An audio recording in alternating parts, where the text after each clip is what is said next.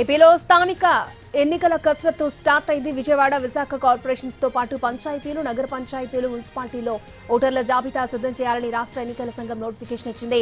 వచ్చే నెల 9 నాటికి ఫోటో ఓటర్ లిస్టులు సిద్ధం చేయాలని సూచించింది. రాష్ట్రంలోని అన్ని మున్సిపాలిటీలు, నగర పంచాయతీల్లో వార్డుల వారీగా లిస్టు సిద్ధం చేయాలని ఎస్ఈసీ కోరింది. ఓటర్ల జాబితా ఆధారంగా రిజర్వేషన్లు ఖరారు చేయాల్సి ఉంటుందని, దానికి తగ్గట్లుగా ఫోటో ఆధారిత జాబితాను సిద్ధం చేసి ఉంచాలని ఎస్ఈసీ తెలిపింది.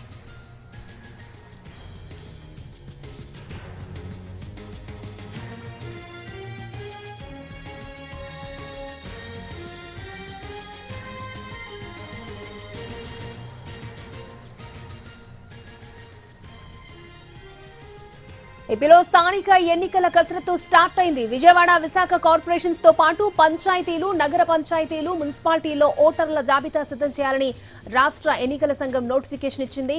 వచ్చే నెల 9 నాటికి ఫోటో ఓటర్ లిస్టులు సిద్ధం చేయాలని సూచించింది. మరిన్ని వివరాలను మా ప్రతినిధి రామ్ మనకు అందిస్తారు.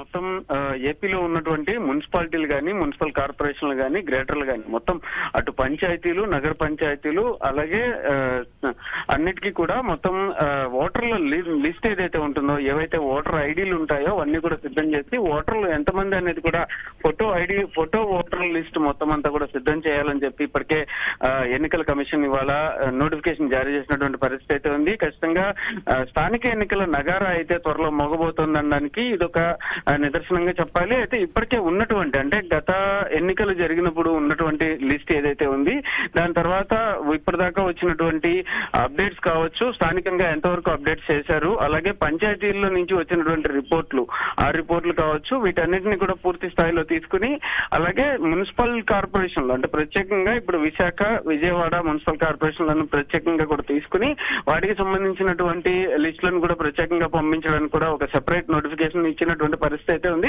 ఇంకొక పక్కన మున్సిపాలిటీలు, నగర పంచాయతీలు వీటికి సంబంధించి కూడా ఏవైతే ఇప్పటివరకు సర్పంచులు కావచ్చు, దానికి సంబంధించినటువంటి స్థానిక ఎన్నికలకి సంబంధించి ఏవైతే వార్డులు ఉన్నాయో ఆ వార్డులకి సంబంధించి లెక్కింపు ఎంతవరకు వచ్చింది, దానిలో ఉన్నటువంటి ఓట్లు ఎంతవరకు ఉన్నాయి, అక్కడ ఇప్పటిదాకా ఏమైనా ఓట్లలో మార్పులు ఉన్నాయా, అలాగే స్థానికంగా వచ్చినటువంటి అంటే కలెక్టర్లు కావచ్చు, అక్కడ ఉండేటటువంటి స్థానికంగా ఉండే మండల అధికారులు, రెవెన్యూ అధికారులు, వాళ్ళందరికీ కూడా ఇప్పటికే ఈ నోటిఫికేషన్ తాలూకా ఆదేశాలు కూడా వెళ్ళినటువంటి పరిస్థితి అయితే ఉంది. దీనికి సంబంధించి ఖచ్చితంగా ఈ లిస్టులంతా ప్రిపేర్ చేసి వచ్చే నెల 9వ తారీఖు నాటికి పూర్తి స్థాయి జాబితాను స్టేట్ ఎలక్షన్ కమిషన్ కి అందించాలని, దీనికి సంబంధించి పూర్తి కసరత్తు సిద్ధం చేసినట్టుగా కూడా తెలుస్తుంది.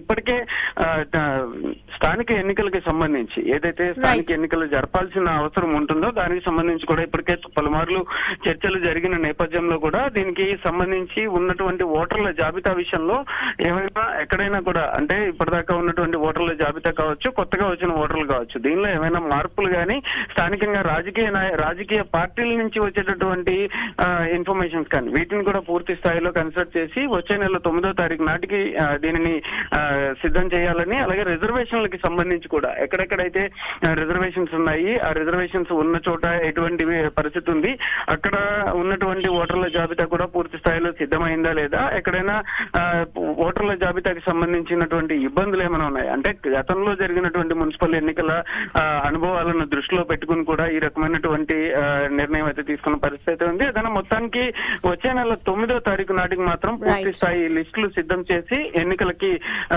అన్ని రకాల ఏర్పాట్లు చేస్తున్నట్టుగా అయితే ప్రస్తుతం మనకి ఈ నోటిఫికేషన్ బట్టి అయితే అర్థమవుతుంది. అక్షయ. ఓకే రాము.